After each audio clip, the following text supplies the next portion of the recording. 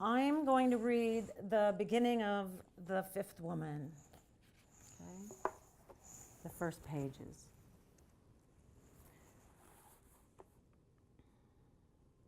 Ants. The book I'm reading belonged to my first lover, Michelle. At the top of one page, she has written her name and the date, then 3 dark arrows pointing down. And the line Michelle is pointing to says that it has not rained in Lima since 1940. But when I think about the statement, it seems impossible.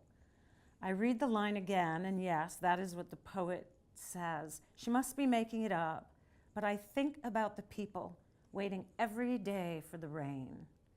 They wait for the water to enliven everything, to make their world wet and green and soft. An aber and heavy cloud rests above my backyard. I can hear Larissa's contralto voice quaver through the screen door off-key. She is inside the house cleaning. She makes up songs about her day or the sky or something she's noticed on our street. The last time I saw Michelle, she was in the middle of the sidewalk outside our old apartment building, balancing on one leg and waving at me. And I was already walking down the street away from her. I was walking briskly, happily, thinking about the unexpected November sun and feeling my body move down the street, the concrete under my tennis shoes, the air made even more pleasant by the smell of renegade fall jasmine and ferns from our neighbor's garden. The sun blew straight at me, and I had to squint through a yellowish haze. And there was a moment of blindness, and then I created a frame of darkness all around me, as if I were looking through binoculars. There was a slight change in temperature, a shift in light, the air pressed against my forehead. Michelle called my name, or I turned, sensing something, and then she called my name. She stood on one leg. She was waving. Earlier that morning, we had been counting the ants on the kitchen table. November rains had been making the cold air damp, and until the sun appeared that day, no one had wanted to be outside except for the hardcore bicyclers like Michelle and the newly transplanted or visiting northerners whom you could see wearing short sleeves in the park. Above the table, a large window opened to the neighbors' pastel houses, their palm trees, the sky. We lived on the first floor of a 4-unit building in a 1-bedroom with a large kitchen living room. The couch and the table stared at each other across an expanse of red and orange, a rug we'd found at Thrift Mart. The ants had arrived with the rains, only a few, scattered on the windowsill, trekking up and down the frame, a reckless band of nomads. Ants, Michelle had said that first day, staring at the windowsill as if she'd forgotten ants existed. She stood with her foot on a chair like she often did, her hands wrapped around her cereal bowl, drinking her leftover milk. The next day, there were considerably more of them, and they had traveled to the table. The table leaf on one side was stuck upright, and we often forgot to clean thoroughly in the crack. And those first 2 mornings, Michelle washed up the ants, I think, but then it rained again at night, and the next day there were more. The ants on the table that last morning had formed a long line from end to end. And on my way to the bathroom, I had glanced over, and there the ants were, glistening in the sunlight, which was already unusually strong. Now we watched a stream of them that appeared to be running in a continuous loop over and under the table. Michelle was watching from one side, and I was sitting across from her, watching from the other side. "This has become a problem," she said. "I don't know," I said.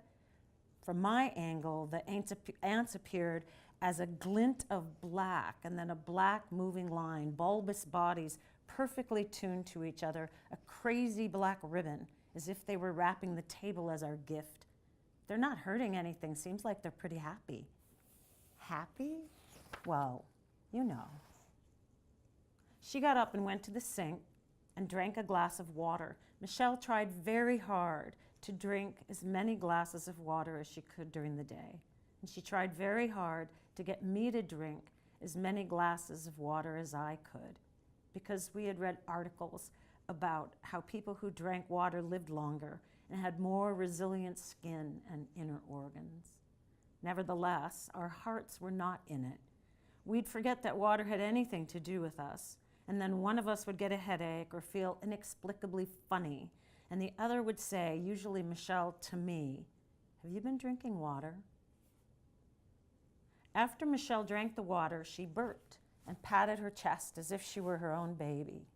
She tied a gold ribbon left over from last year's Christmas wrapping around the bottom of her jeans so they wouldn't get caught in her bike spokes.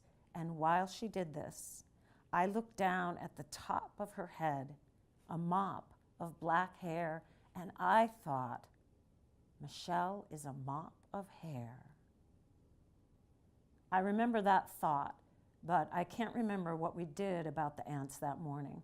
I can't remember if we washed off the table before we left, or if, when I got home from the hospital, and then the morgue later in the day, I washed them off. Or had they gone of their own volition? One neighbor in the building Michelle didn't like. She had appeared early on outside the building with her girlfriend. A few months later, we saw her walking up the stairs without the girlfriend and down the hall past the landlord's flat. She was a young art major studying somewhere in the city, and she had a tattoo around her very thin neck, a single thin black decapitation line. She was Chinese, like the landlord, and spoke elegantly in English with almost no accent, but she was quiet, and we were quiet, and unsure about whom we could talk to or who wanted to be left alone. She never made eye contact. She often wore a sweatshirt with the hood pulled up, and her black hair fell over her eyes. "I don't like her," Michelle said once, which took me by surprise. We were dining on bowls of parsley, pea greens, and carrot tops because the local market had had a sale and we were Midwesterners and sick of eating regular salads. "You don't know her," I said. "That's true," she said. "I don't know her and I don't like her." I fell silent.